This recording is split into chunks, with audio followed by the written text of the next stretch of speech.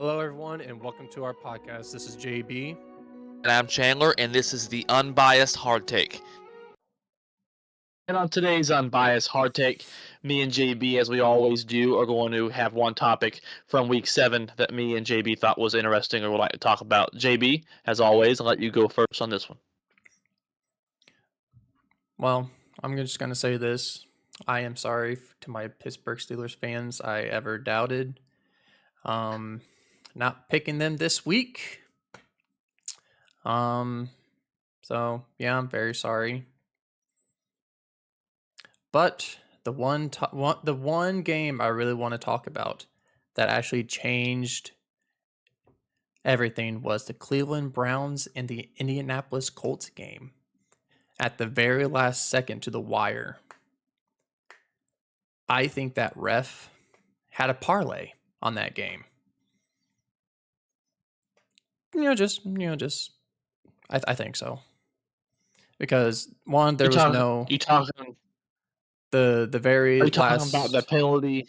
Those two penalties back to back that rushed. The one ball was uncatchable. Yep. And that one where the ball was uncatchable.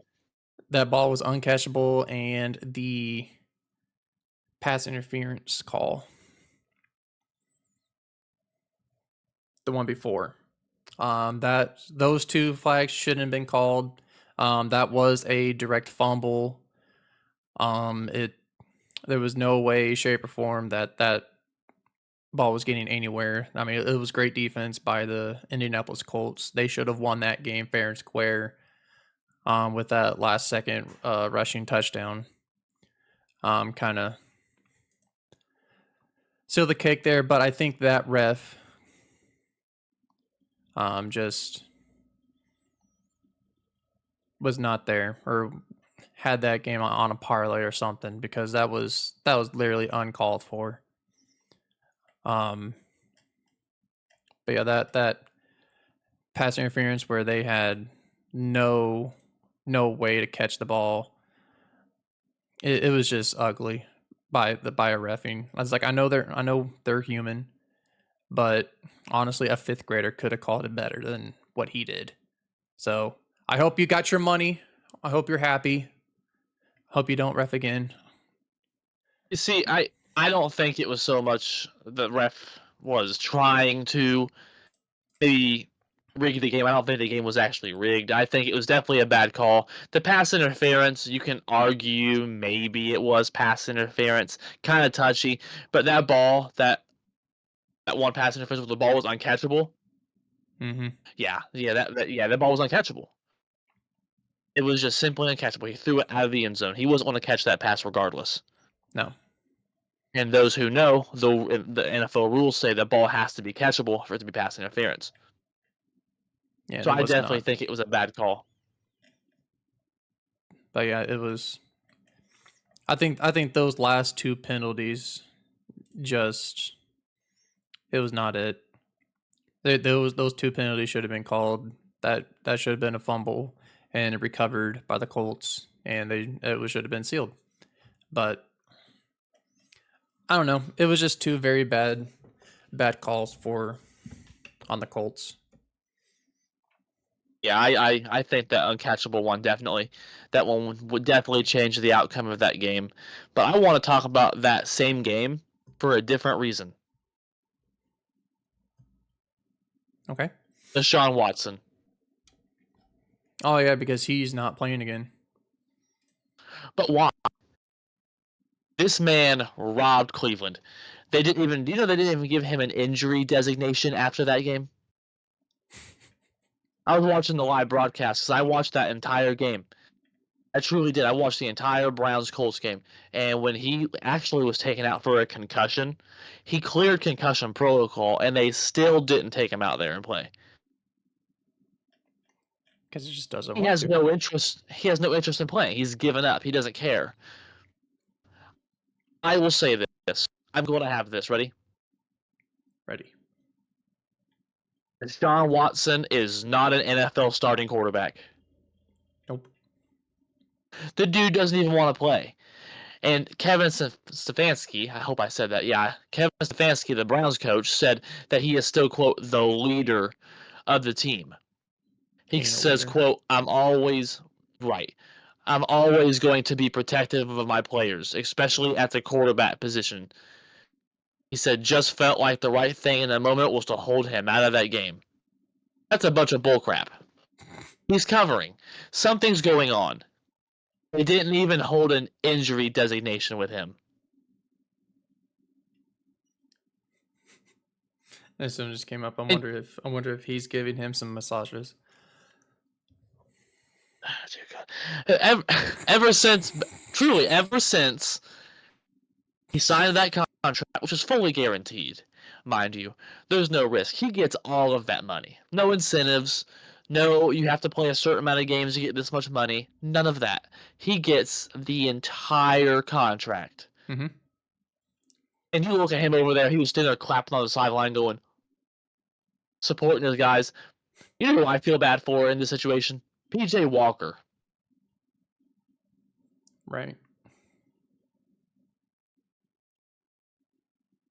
It's kind of a nice underdog story. They've been able to overcome Deshaun Watson's lack of caring, I suppose, and lack of wanting to be a teammate, and they're still able to get people out. They're still able to pull these wins out.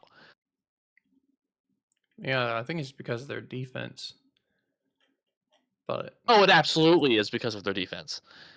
But you look, I mean, their defense gave a lot over 35 points last game against the Colts, and they were still able to pull out the win. yeah, it's stupid. I mean, for Watson to actually go 1 for 5 with an interception, I feel like when he gets an interception or he thinks he's gonna play bad, he just sits out and doesn't play out. Right. Right. He only wants to play good and look good and play when the time is convenient for him. Well, he didn't play It's good because against the Steelers. no. And 1 for 5 for one interception. That's not good. He doesn't have the motivation. He doesn't have the desire. He's not a good teammate. I mean, look at all these sexual assault claims. He has a lot of baggage. Me and you both know he's probably guilty.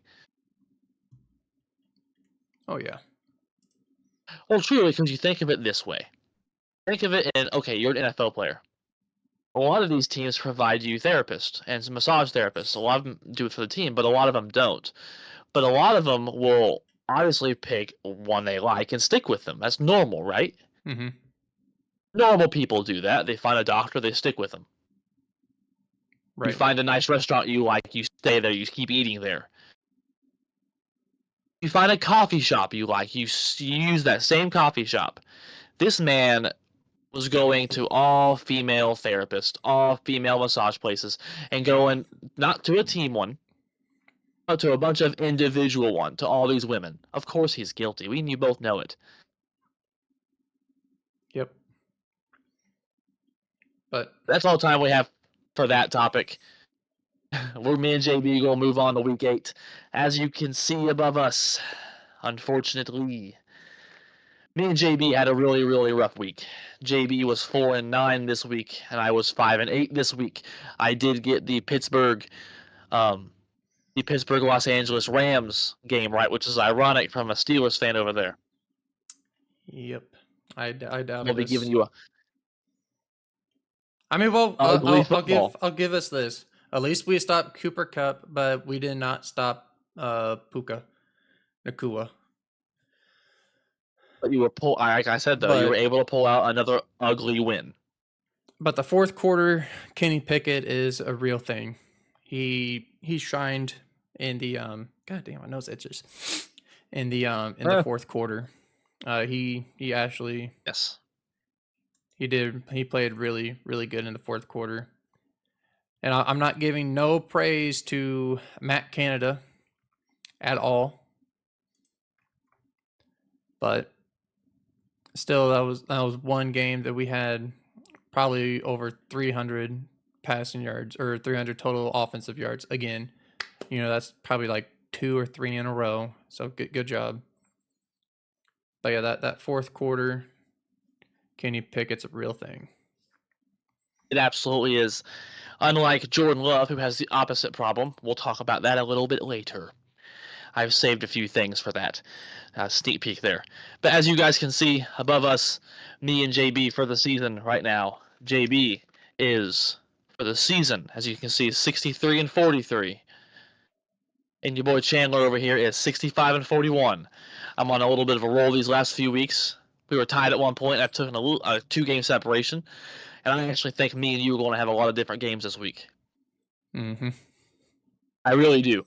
I will be surprised if we don't have more than 3. Truly, they are different. Sorry. Excuse you. And that was fancy, by the way. Thank you. Moving forward to Thursday Night Football. You ready for this one? Thursday Night Football. Jesus. The redheaded stepchild of the 3. Yep. Tampa Bay or the Buffalo Bills? Oh, well, for me, I think Buffalo feels like they've been on a rough scale lately. Yes. They lost against Jacksonville. I could kind of see why they kind of lost to Jacksonville. But they should have killed the Giants, in which they didn't. They only had 14 points with only 14 points against the Giants. And then they lost to the Patriots. It's like they made Mac Jones look good. He went 25 for 30, 272 yards, and 2 touchdowns. It's like he looked like an actual all-star quarterback.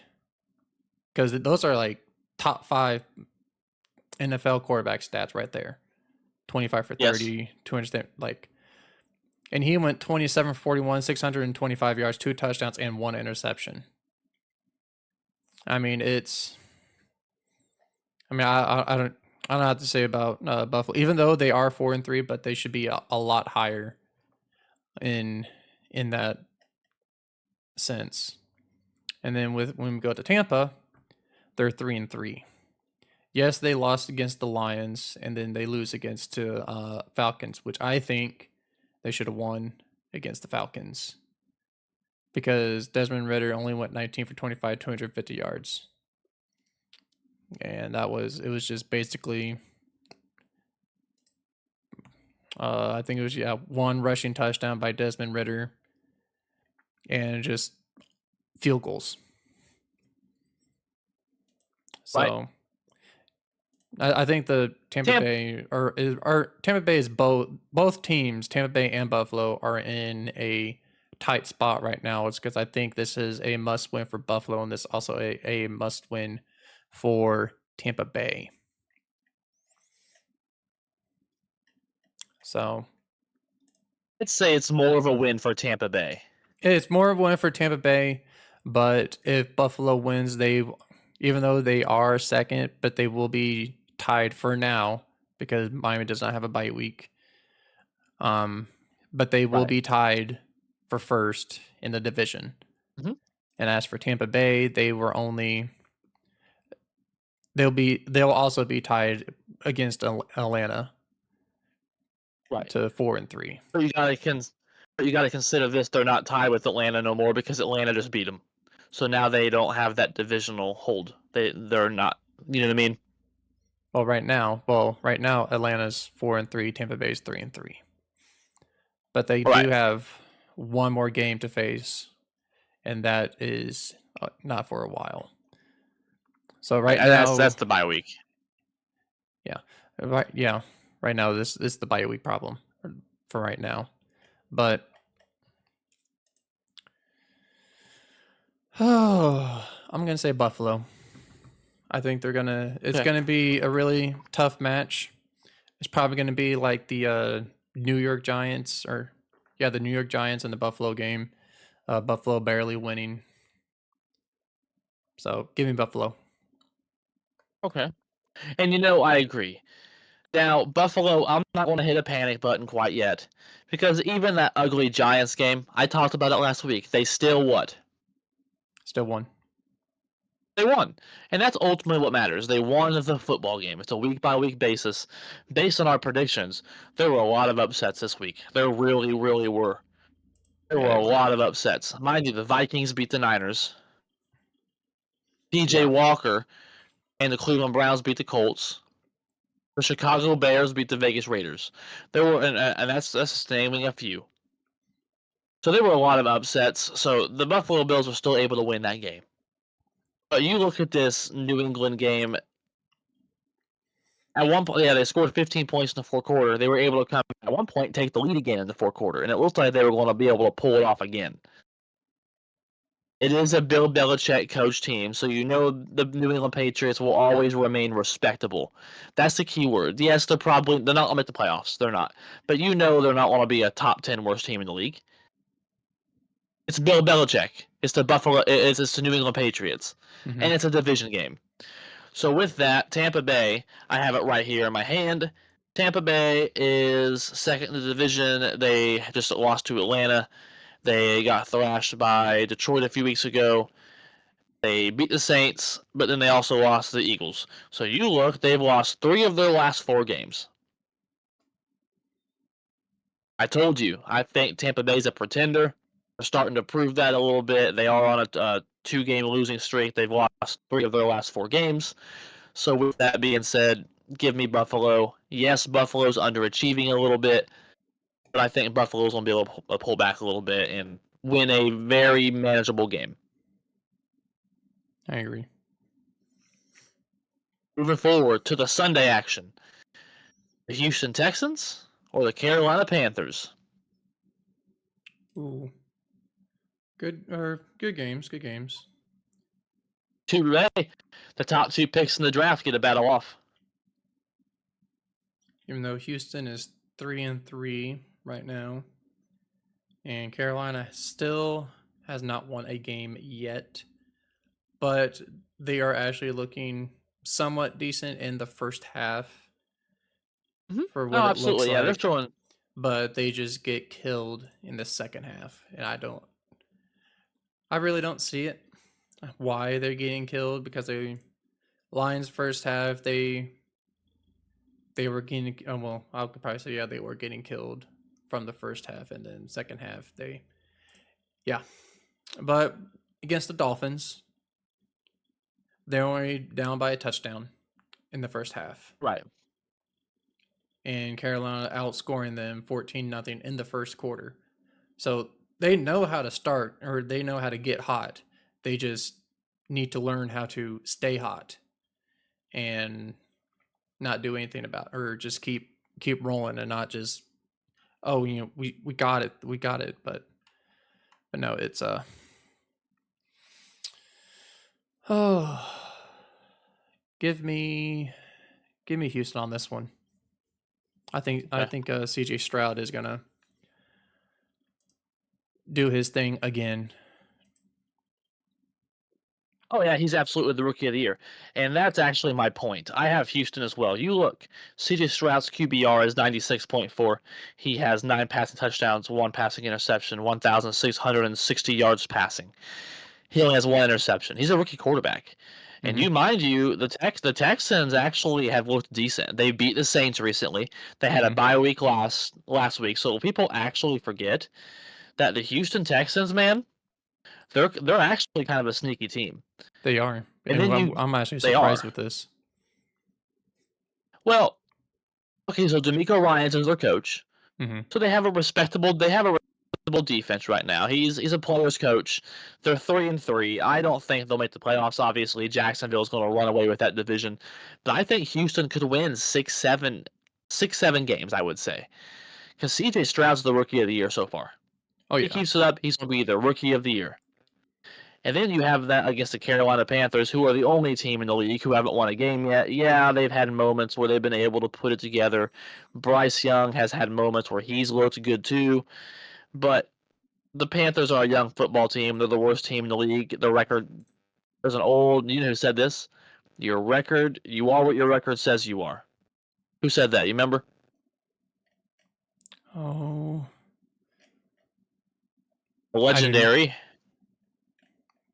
I have no idea. the legendary Bill Parcells. You are what your record says. It's true. The worst team in the league. But yes, Bryce Young has had some moments, 6 passing touchdowns, 4 interceptions, 78.7. So he hasn't been atrocious, but Houston's a better team. The record says it. They have a better quarterback right now. Give me Houston. And with only one interception going into week 8, that's amazing. Yes, it absolutely is. There's elite quarterbacks right now that has way more interceptions than what CJ Stroud has right now. So I give props to CJ Stroud for overpassing the elite quarterbacks right now in interceptions. Literally, he has. He's made good decisions. He's looked good. Definitely the rookie of the year. Hopefully, he keeps us up with his career, because I would be very disappointed if he breaks down next year. Hopefully, it's not a 1-year wonder like Robert Griffin. Yep. Which is sad, because obviously this podcast didn't exist then. Back in the day, I thought Robert Griffin III should have been the number 1 pick. And talent level, you've seen why I thought that. It's true. You've seen why. But that playoff game came. He came back way too soon the next year. He was having commercials about it. He rushed himself back. Yeah. It's unfortunate. Moving forward. All right. Here we go. The LA Rams or the Dallas Cowboys. Dallas is coming off of a bye week.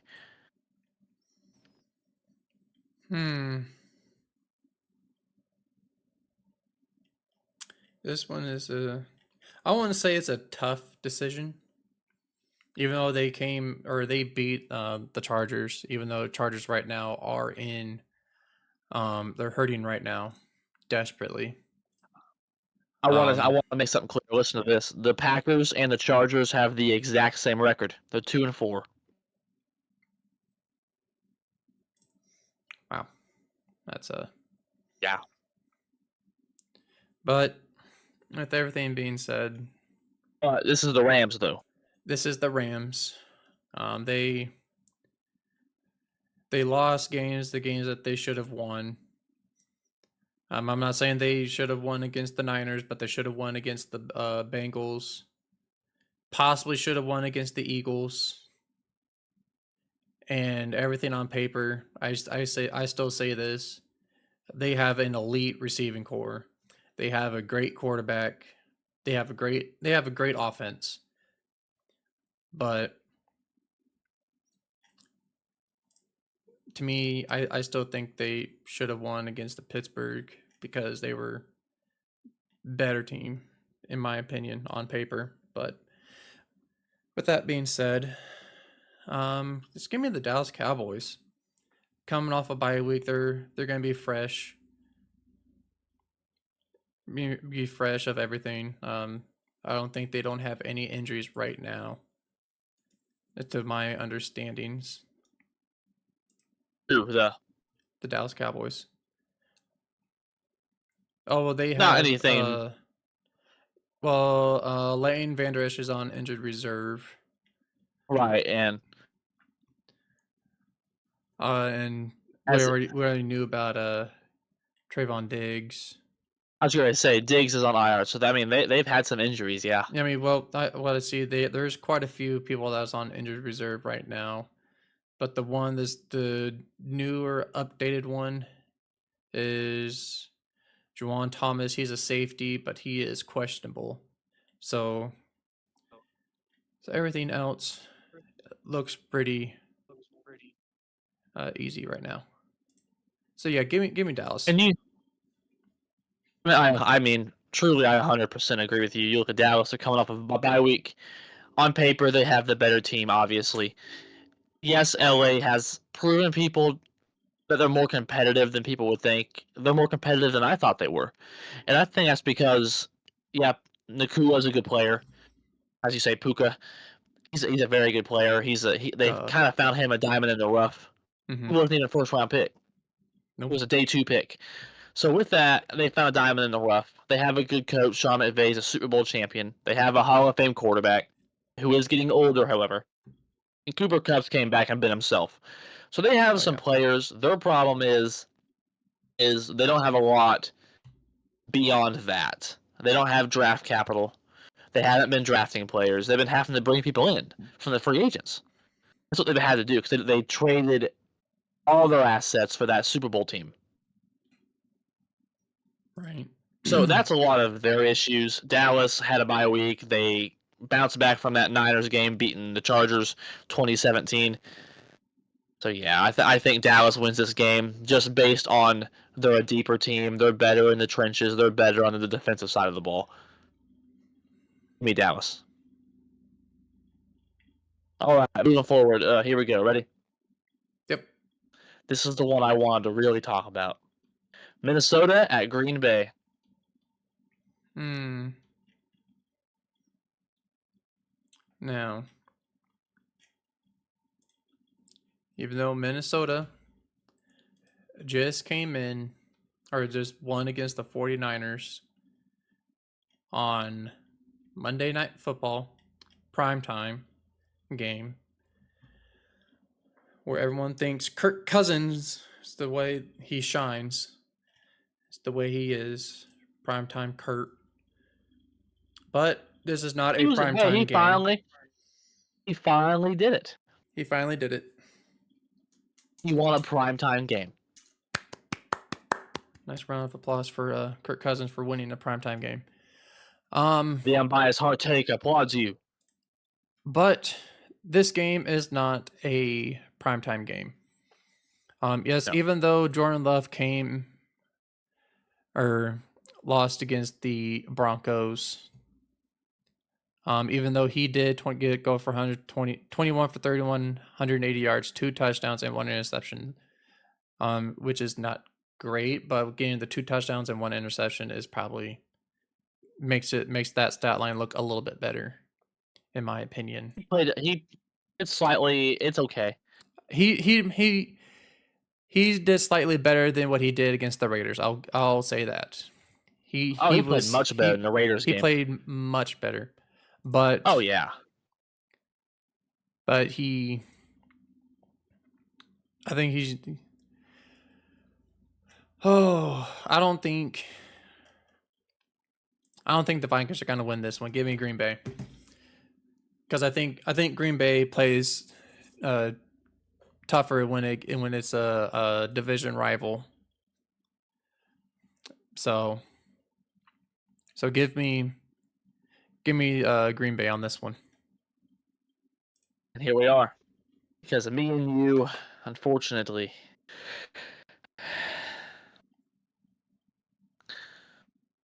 I am not picking Green Bay this week. Ooh, so I didn't pick Steelers last week, and you're not picking Green Bay this week. Ooh. I hate the Vikings. I hate them. I hate them with everything in me. They have that stupid ass horn that goes off when they get an 11-yard gain. And it goes doo doo doo. I hate it. I hate everything about their fan base. I hate everything about the team. I hate everything about it. Ugh. Disgusting. Disgusting. So, however, I'm not even going to say it. I'm not going to say it. All I'm going to say is I'm not picking Green Bay. I'm picking the other team. Here's why. The other team were able to go out there and beat the Niners, who were 5-1 coming into this game and are still 5-2. Kirk Cousins against that Niners defense, and finally on prime time, 35 for 45, 378 yards, 2 touchdowns, and 1 interception.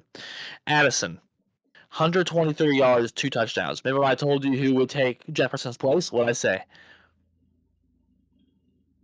Yep. Addison. And I said Hawkinson, too, who had 86 yards on 11 catches. Who's on my fantasy team? We have a PPR league, so thank you for those 11 points off simply catches alone. And they held the Niners to under 17 points. Now, to the team I'm going to talk about. My Packers. Have you been able to hear me pretty clearly? Because I want to make sure this gets out really clear. Go ahead. You're clear. Have you been? I'm clear. Have I been clear? You're clear. Take it away. Have I been clear? You've been clear. I'm not going to say fire Joe Barry. I'm stopping that trend. Because on my short take, I didn't get into the emotion of it at the time. I simply wanted to give the facts and a perspective, and that's it. The defense, 3 of the last 4 games, as referenced on my short take, have allowed under 20 points. In today's NFL, you have to win those football games. Mhm. And the sad part is, out of those 3 games, our defense has allowed under 20 points. We've lost 2 of them. The only game we won was the Saints game, which truly we played like crap until the 4th quarter when we were able to finally come back and win the game. That was cool. But beyond that, we've lost the other 2 games. So what does that say? It's the offense's fault. I can't believe I'm saying this. The defense is the strength of our football team. Oh, Jesus Christ. Oh, because Joe Barry still has Devontae Adams being guarded by Preston Smith, and the defense is our strong suit of our football team.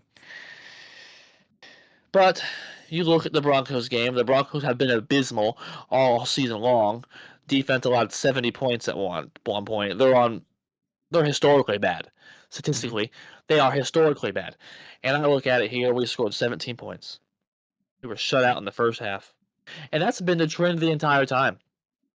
Jordan Love, this is not solely his fault at all. I actually think he has proven to be a pretty good quarterback already. Mhm. He's still on pace for over nearly 4,000 combined yards, over 30 touchdowns. The turnovers have to slide off, but we have a whole lot of rest of the season to clean that up. So he has to clean the turnovers up. His issue is situationally. He's horrible in the first half. He has been. But in the second half, you look, 10 points in the third quarter, 7 points in the fourth quarter. That's respectable. His numbers are respectable. 2 touchdowns, 1 interception. He had a QBR above 90. He played a good game. Mhm. He wasn't Peyton Manning or Tom Brady by any means, because my God, they lost to the fucking Broncos. But he wasn't horrible. He played decent. So then you look, what is it? It's situational football. We lost by 2. Our rookie kicker earlier in the game missed a field goal. Oh, look, a field goal is worth 3 points. Oh, There's the win that right wins you there. the game right there. There's the win right there. Again, on a game-winning drive, Jordan Love throws in the double, triple coverage, and that's where his interception came from. He played a clean game until that final throw. Situational football. He hasn't been put in these positions in late game to learn, and he hasn't been put in these situations. He's struggling late game right now in game-winning situations. He had a chance to go down the field against the Falcons. We couldn't do it. He had a chance to go down the field and win against the Raiders, and he had the Christian Watson wide open with his hand like this, and he threw an interception. He's been bad in late game situations. We need to clean that up Do you think it's because because he he's panics over the pressure that he's down by very small, even though this is his first ever his starting job as a starter? Do you think it's because the under pressure? I don't think it's the pressure because you look and have you watched him? Have you watched the Packers this year? I watched a little bit. So you watch them, he actually looks composed. He doesn't look like he freaks out. He doesn't look like he gets too high or too low. He was able in that Saints game to pull off a comeback, largest comeback in a home opener at Lambeau, and that's saying something. So so he's done it. He But played a clean game. here's the thing. But can he keep going with that same energy and that same um confidence that we had against the Saints? Because now, if you look the last 2 games that they had with the Raiders and the Broncos, they're only down 4 points against Raiders and 2 points against the Broncos. And that Broncos, I mean, that double coverage interception. Mhm. I mean, is that just he does he think he doesn't have that confidence anymore? Because I think he has the confidence. I think he needs some more work reading the defense. I think especially late game when they're throwing a bunch of stuff at him. mm-hmm, I think he's going for it all. He's being too much of a gunslinger. Last game it was third down when he did that. Yeah, it was third and long, but you still have one more play. It's not fourth down. If it's fourth down, obviously throw it and hope for the best. But it Mhm. wasn't. It was third down. He's too confident, I think. He threw that ball in triple coverage on third down. We still had one more play. And he still threw it deep, really deep. And it could have been a big play. He went for it all. I think it's the exact opposite. I think he needs reeled in and kind of his fundamentals. He needs to protect the ball better. He's on pace for over 30 touchdowns and nearly 4,000 yards, 19 turnovers. All have been interceptions. He's on pace for 0 fumbles, 19 interceptions, over 30 touchdowns. He needs reeled in. He needs polished, so to speak. Okay. That's what I think. But yeah, that's what I wanted to say about my Packers. It's just been really, really bad situationally. Moving forward, I'm glad that's over. Giving Joe Barry credit, Jesus. New Orleans Saints or the Indianapolis Colts. Um, let's see. Oh, let's see. Derek Carr is not injured, so that's a good thing that he's off the injury list. I guess he hasn't really played. He hasn't really played well. He really hasn't played well, but I mean, he's the probably one of this. It's either him or Jameis Winston, and to me, I mean, I feel like they're the exact same quarterback, in my they might opinion. be. I mean, Derek Carr, 6 touchdowns, 4 interceptions, QBR 82.8, 1,600 yards. That's slightly above average. Yep. But I mean, with him and Chris Olave not coming together at that last game that they had, I think Indianapolis Colts, they are seeking a revenge, and I think the Saints is going to be their revenge game because they are angry. They're like a mad bull right now. So I'm going to say go ahead and give me the Indianapolis Colts on this game, just for the sake I mean, yeah. of the Browns game. I mean, yeah. Truly, you look at the Saints right now, they're third in their division. Yep. In a division I picked them in. I might be. Yeah, I'm gonna retract. I'm gonna retract it. I made a mistake. We shouldn't have picked the Saints to win that division. I don't think they're 3-4 right now, which is the same record as the Colts. But you look, yeah, the Colts scored 38 points. Gardner Minshew had 305 passing yards, 4 total touchdowns. He played very well. I think you're right. Indianapolis is probably very upset. They're very pissed off. They're irritated, and yeah, the Colts. Gardner Minshew has played better than Derek Carr this season. Jonathan Taylor, Zach Moss in the backfield. Give me the Colts. Alrighty. Sneaky game, possibly.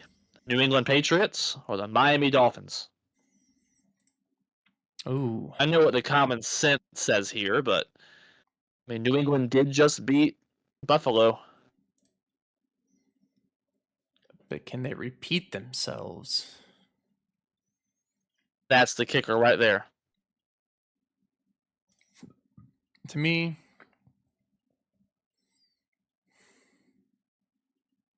I don't think they can. Because if you look at it, they lost against the Eagles, they lost to the Dolphins 24-17. They lost to the Cowboys 38-3. Saints, they went 34-0. Raiders 21-17. So yes, they did beat a elite team, but I don't think they cannot beat the Dolphins twice.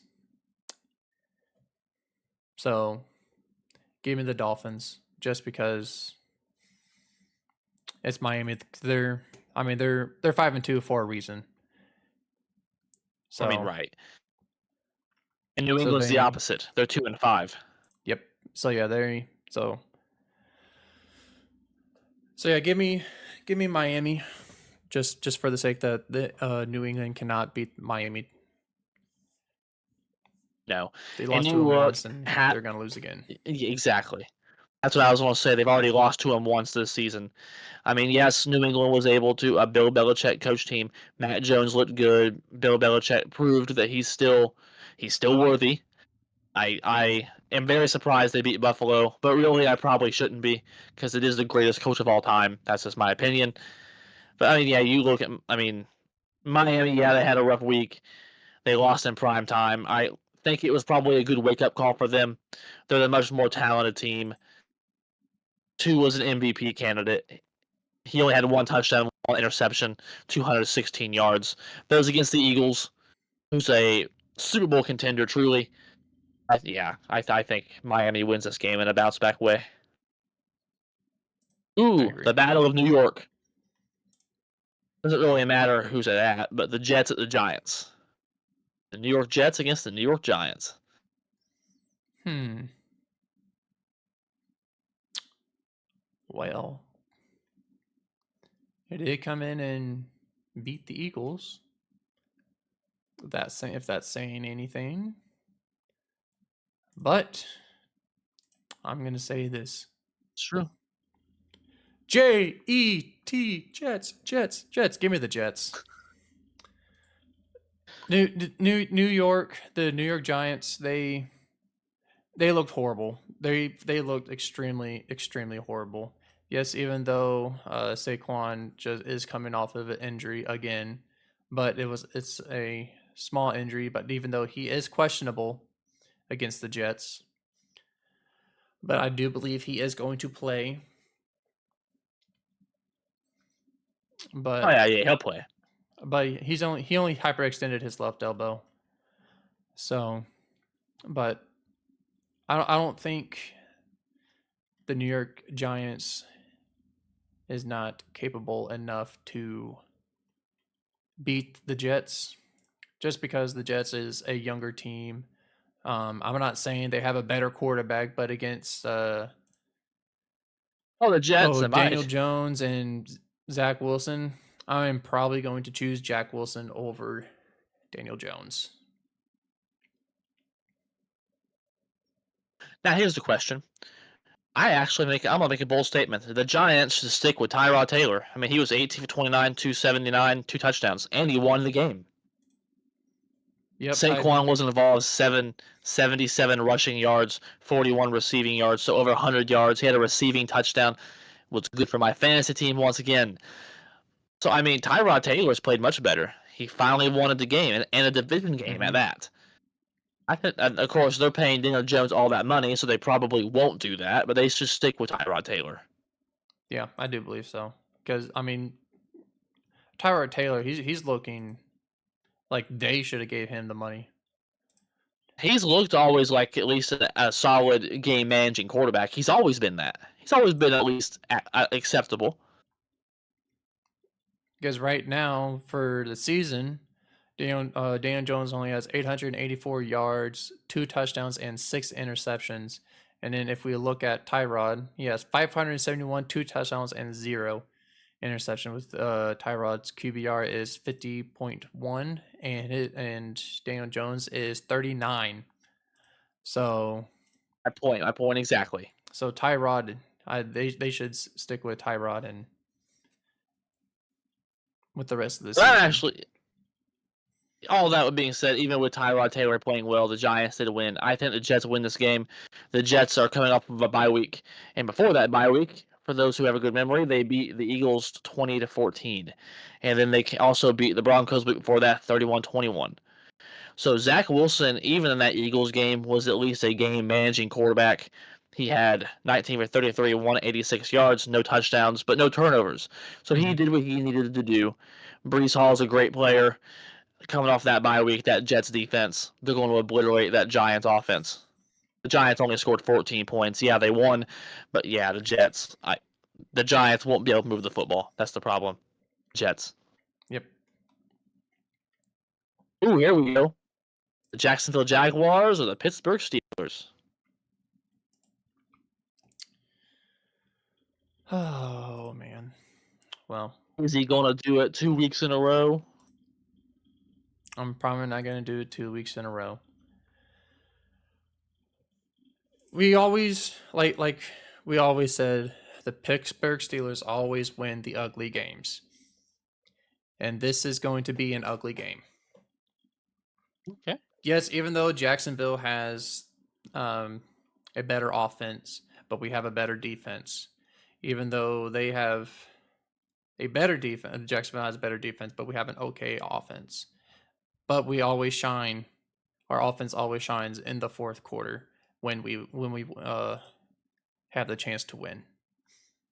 So, that being said, give me the Pittsburgh Steelers.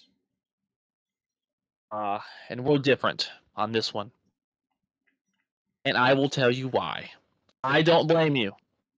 Because I took a chance last week and I was right. But you look, last week the Rams had more total yards, the Rams had more passing yards, the Rams had more rushing yards, the Rams had 5.7 yards per play, the Steelers 5.4. 19 first downs for LA, 17 for Pittsburgh. The Rams had more plays at 62, Pittsburgh 56. Both teams had 2 sacks allowed. The Steelers had more penalties. The Steelers only had 14 seconds time of possession. The Rams had 31-46. So almost every category, as you can hear there, the Rams won. Mm-hmm. So you're right. They did win an ugly football game. They were able to do it again. The problem is who they're playing. I think Pittsburgh's going to win many more ugly football games this year. I truly do. Just not this one. Because right now, Jacksonville's on a tear. They are. They've won 4 in a row. And they look like a complete team. It's not just the offense doing it or the defense doing it. They look like a good team. Could I say the Jaguars and the Lions are a possible Super Bowl preview? Never thought I would say that. Right. But yeah, I think Jacksonville wins this game. They're just better than Pittsburgh. They might be the best team in the AFC, possibly. I think they're just better. And I mean that in a great way, because I love you. But yeah, give me Jacksonville. Sorry. No, we're good. We're good. Moving forward, Atlanta at Tennessee. Oh, this is probably gonna be another 18 game where they won against the Buccaneers 16-13. Yeah, this is going to be a very Falcons, ugly football game. And yes, it is going to be a very ugly football game. But Atlanta's 4-3. And if my stuff can load properly. And it's not loading properly. Dang it. There we go. And the Tennessee Titans are 2-4. Even though the Ravens, the last game that Tennessee played was against the Ravens, and the Ravens killed them 24-16. Ryan Tannehill looked horrible. 8 for 16, 76 yards, and 1 touchdown. Probably the only person that actually carried that team was Derrick Henry with 12 carries, 97 yards, and 1 touchdown, which I do not think the Tennessee Titans can continue to ride on Derrick Henry to actually have them win games on their offensive side, even though D-Hop is not looking like D-Hop. He only has 20. Looks like he has only 27 catches, 376 yards, and 0 touchdowns as of right now. But that Tennessee Titans team is not a offensive team. No. Even though they have Derrick Henry and D-Hop, but that does not save them from anything because look at their quarterbacks. They got Ryan That's a sad Tannehill, problem. Will Levis, and Malik Willis. They have a year 2 or year 3. Was it year 2? Yeah, year 2, Malik Willis, yeah. and a rookie as your 2 other quarterbacks. So, that being said, I mean, the Tennessee Titans, they don't know how to pick quarterbacks, in my opinion. Yes, even though Ryan Tannehill has been great in the past, but this is now we're talking about now in the near future. He is not the quarterback anymore. It's what No. you see. It's what we all seen back in the day. So, give me the Atlanta Falcons. We're on the same page here. And here's why. Ryan Tannehill might not even play. We don't even know who's going to play. Mike Vrabel is quoted this week saying, if Ryan can't play, I would anticipate both those quarterbacks playing in a football game. He's talking about Malik Willis and Will Levis. So we might see Will Levis, it sounds like, possibly for the first time in his career. I think he is going to be a massive draft bust. I'm quoted on this podcast before saying that. So it sounds like he's going to do like a college team does, like a shitty ass Division I college team. You know how they'll go out there and they don't know who their quarterback's going to be, so they'll play one half and then one the other. Yep. I think that's exactly what's happening. Both these quarterbacks suck. Malik Willis is horrible. He's looked horrible, and Will Levis, I think he's a bust. So, and you add in the fact that Falcons have won 2 of their last 3 games. Give me Atlanta. Because to what you just said, that they might start both of them. When I first time heard that, I've thought about the Dallas Cowboys back in the day when they started. Who was the Troy Aikman, and who was the other quarterback that they switched on and off throughout the? Yeah. Who was that quarterback? I know. I don't think it wasn't Roger. No. Lord, no. No.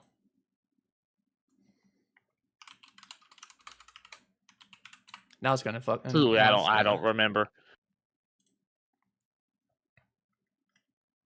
But you know what? All I'm right. talking Well, about, you right? look up. Yes.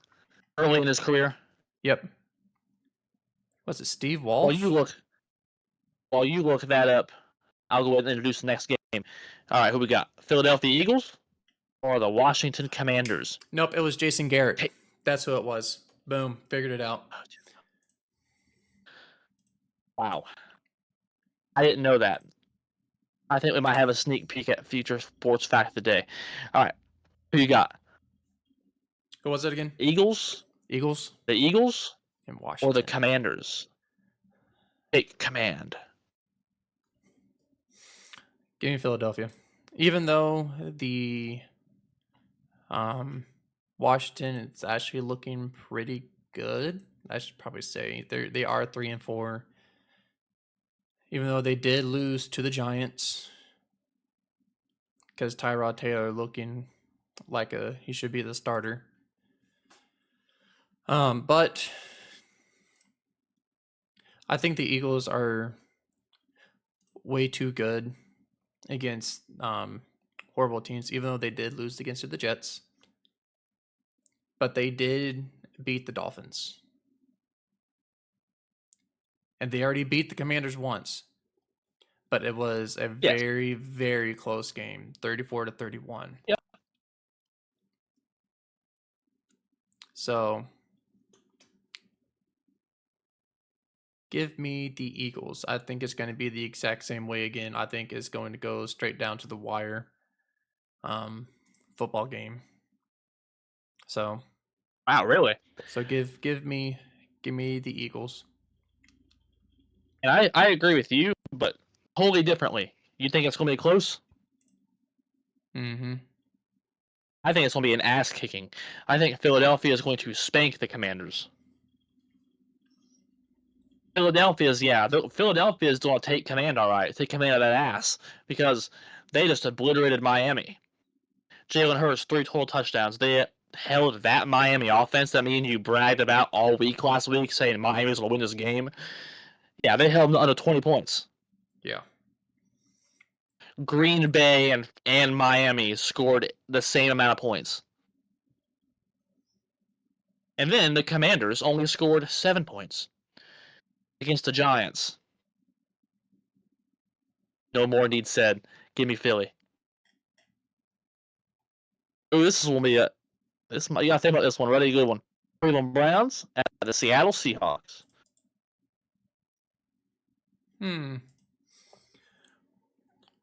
Well, Seattle Seahawks, they are 4-2. They bounced back like we They predicted. they bounced back and they're actually looked decently, but the only team they actually beat and actually is a good team was the Lions. Because That's true. they beat the Panthers, which is a horrible team. They beat the Giants, which was a horrible team, and they beat the Cardinals, which is a horrible team. So they can beat horrible teams, but they can but can they win against a elite team? Okay. Even though PJ Walker, he's looking good, but I don't think he's not looking good enough. I think he looks horrible. I think he's just being bailed out. He's getting bailed out by his defense. Yes, he's horrible. Because he's 3 for 70, 0 touchdowns, 3 interceptions, and a 23.4 QBR. Yeah, he's trash. He's just being bailed out. He's being bailed out. I think Dorian Thompson Robinson. Well, I mean, he's also 121 yards, 3 interceptions. So I mean, the Browns' offense is in shambles when it comes to quarterbacks because they got a Deshaun Watson that can't stand or can't even play, roughly, because he can't see any of these massage therapists anymore. So he's being his mind's not right. His head's not in the game because he can't go to his massage therapist. So I think that's the reason why he's not playing. That's going to be a joke for forever until he retires or something. God, we're gonna get canceled this episode. Who you got? Give me the Browns though. That Browns defense is way too good. Against a team that's I'm assuming he is still injured. Oh, DK. Okay, so DK is still questionable. He is questionable right now because he did not play last week, and it's a good thing that I did not start him in my fantasy. So yeah, and you won this week also. I did win this week. Me too. I did as well. All right, we have another different one. I have Seattle in this game, and a lot of it is because of the Cleveland Browns quarterback situation. Is Deshaun Watson going to play? Does he want to play? Nope. Their other options are not very good. Geno Smith, the Cardinals, as we predicted, were able to bounce back. Geno Smith, 219 yards, 18 for 24, 2 touchdowns, 1 interception. Walker at running back looks great, 105 yards. Smith and Jigma looks good, 63 yards a tutty. So, I mean, and they still have Tyler Lockett at receiver as well. So, you look at Seattle, they have a good defense, they have a good coach. Cleveland, too many question marks. Nick Chubb's out for the season. Yeah, I think Seattle probably wins a close football game. Let me see it. Yeah, this could go either way, but I think Seattle's a better team. Okay. All right. This one should be easy. Baltimore Ravens at the Arizona Cardinals. Oh, give me Baltimore. I mean, yeah. I mean, I am actually surprised that the Lions only got 6 points. Yes. Against a And we both chose the Lions. I think the unbiased hard take. Yeah. From the start, it was just an ass kicking. I mean, Lamar Jackson looked like Lamar Jackson. He looked like his old self with a MVP candidate with 21 for 27, 357 yards, and 3 touchdowns. and his QBR was a 95. And he also ran one in. And he 4 also total ran one, so touchdowns. 4 total touchdowns. And he went 9 for 36. So he's staying in the pocket a lot more. Oh, yes. So, and then, so everyone decided to catch the balls that day. So, and it was good because I knew Zay Flowers was going to he's going to come back and actually catch a ball or catch balls because Oh, yes. he caught 4 and he targeted 6. Gus Edwards, one catch, only 80 yards. So that's good. Mark Andrews, he went 4 for 6. He caught 4, targeted 6. Odell, he even caught a few. He went 5 for 7. So all of these is like 1 or 2 catches. Or they missed like 1 or 2. So that's really good for the receiving core that they have right now. But Lamar doing what Lamar does is being an MVP candidate. So I'm actually surprised, but yeah, give me the Ravens because they're on the urge to win a lot more games than just those. Yeah, I think me and you. I think the unbiased, a hard take. It was the Baltimore Ravens. An apology. Yeah, because it wasn't close from the start. Lamar Jackson, MVP candidate right now, very damn well could be. The numbers speak for themselves. They could very well be the best team in the NFL right now. Arizona, yeah, they lost. They lost to Seattle. No shame in that. Josh Dobbs, okay, 19 for 33, 146, but Baltimore's going to thrash them. The talent level's just no explanation. You said it yourself. It's way higher. But I'm still going to say it, even though he is a former Steelers. Josh Dobbs is looking amazing this year. Acceptable. He's acceptable. 6 touchdowns, 3 interceptions, 1,361 yards, and a QBR of 48.3, which he is 18th in the league right now. Right. So yeah. He's looking really good. I mean, he's projected to get 3,000, 15 touchdowns and 7 interceptions if Kyler Murray stays out. He's at least a backup quarterback. He is a really good backup quarterback. Well, we shouldn't have gotten rid of him. No. Oh well. I'll let you ponder with that.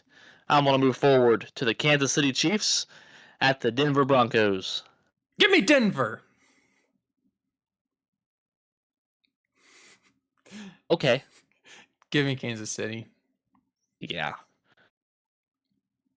Because they beat they beat the Broncos once, even though it was not what I wanted it to be. It only went 19-8. Only scored 19 points. Even though Patrick Mahomes only 1 touchdown, 1 interception, which should be a lot more. Let's just hope that Taylor Swift is at this game so Travis Kelce can be a lot better than his normal self.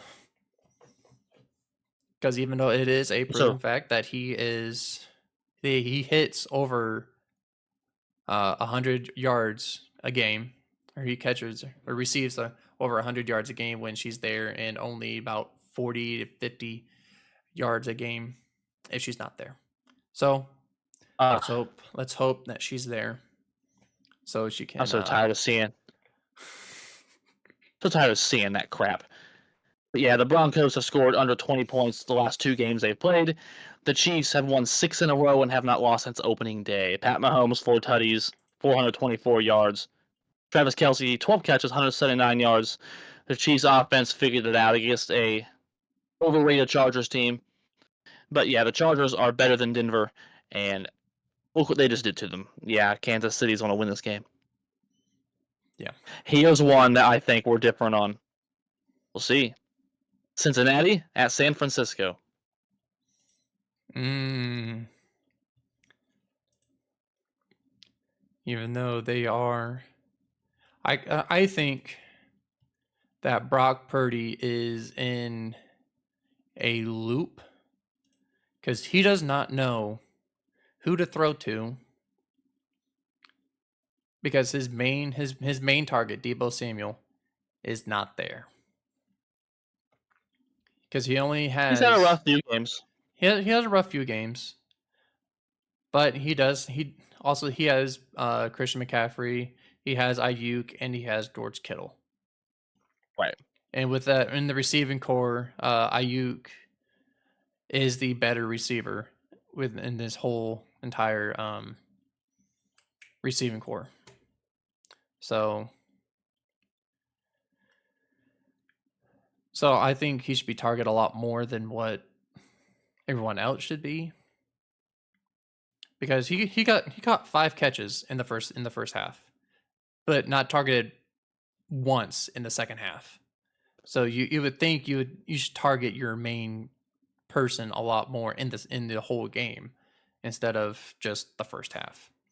So I think Brock Purdy he's a little confused if he doesn't have his main people, and since Debo Samuel is out for this game. And Cincinnati, they're bouncing back. They are on a 2-game winning streak. They did beat the Seattle Seahawks. Joe Burrow kind of looking like himself, even though his yardage is a little bit down because Geno outplayed him. But even though he did throw 2 interceptions and no touchdowns, but Burrow only had 185. Geno had 326. And Joe Burrow threw less, and Geno threw more. But with only 27 completed and Joe Burrow with only 24. So I think it's going to be a toss-up on here. To me, it's 50-50. Because if Brock Purdy performs without Debo, because he has not performed well without Debo right now.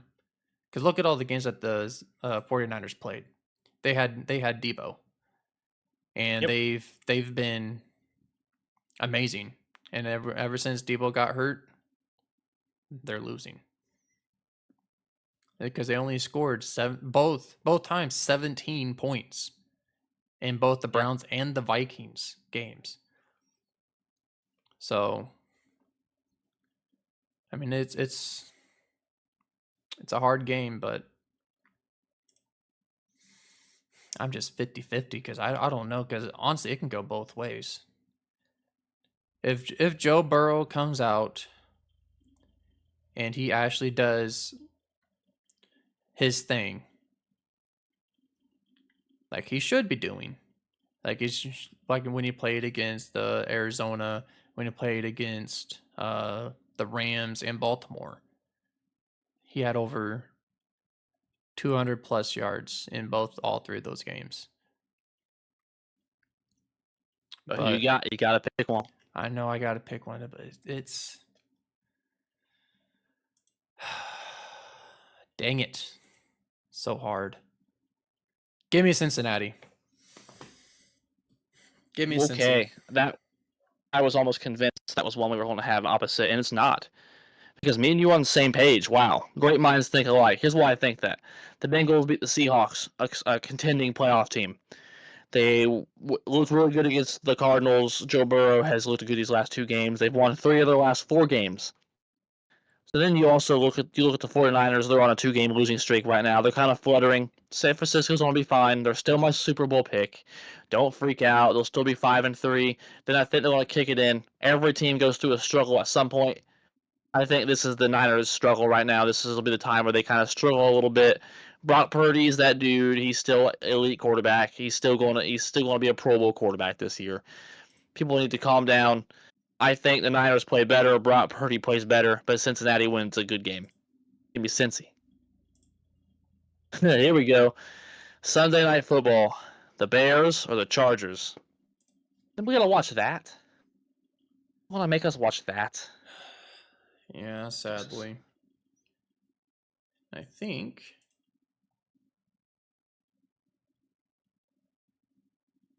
And Justin Fields is doubtful still.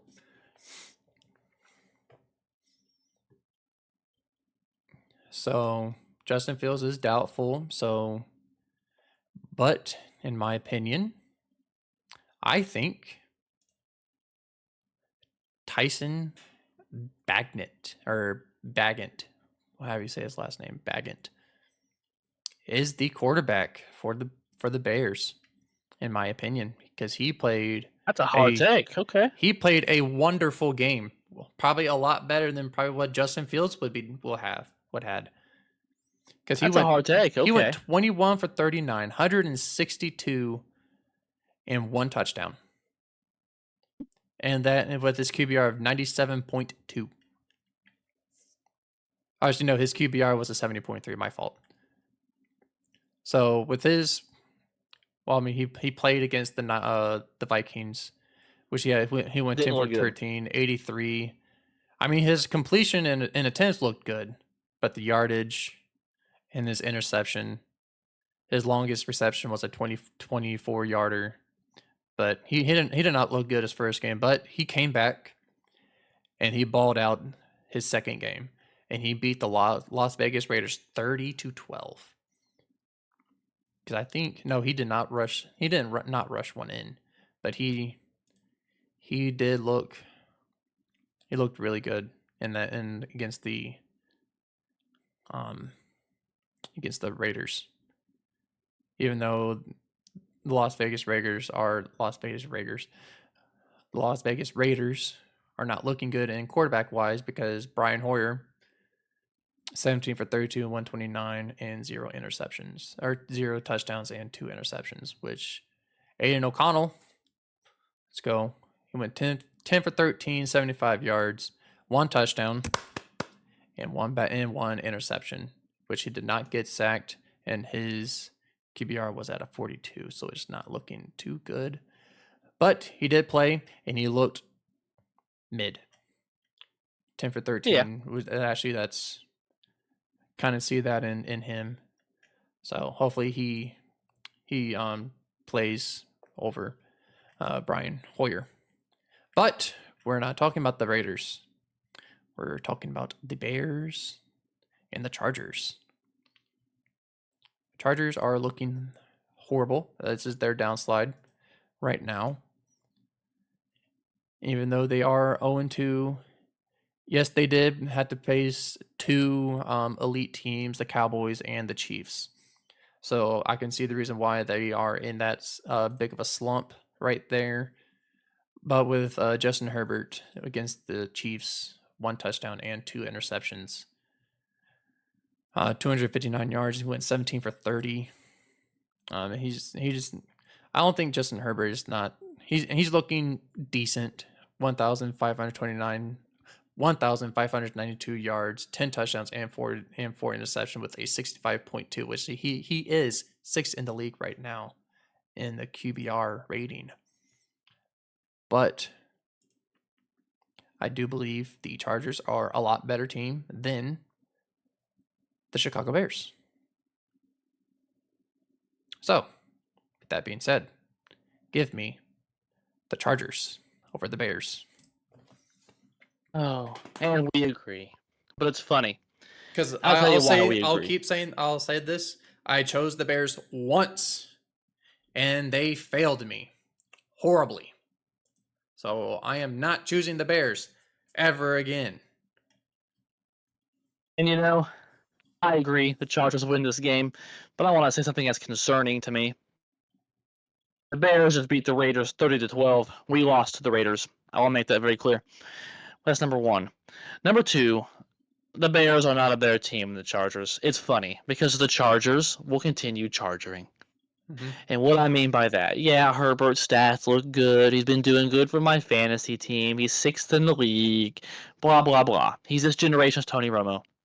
I made that hard take last week. I'm sticking to it. Because he went out there against 2 good teams, the Cowboys and the Chiefs, and he's supposed to be an elite quarterback. And he lost both games. But don't worry, they beat the horrible Raiders and the losing record Vikings. Because that's what they do. He'll go out there and ball out against the Bears on Sunday Night Football. People will say the Chargers are back. And then there'll be a wild card team and lose in the first round. So you heard it here first. That's what's going to happen. They're going to go out there and beat the Bears. Yep. Monday Night Football. Maybe I'll be a little more optimistic here. Probably not. Football. Oh, wow. The Vegas Raiders or the Detroit Lions?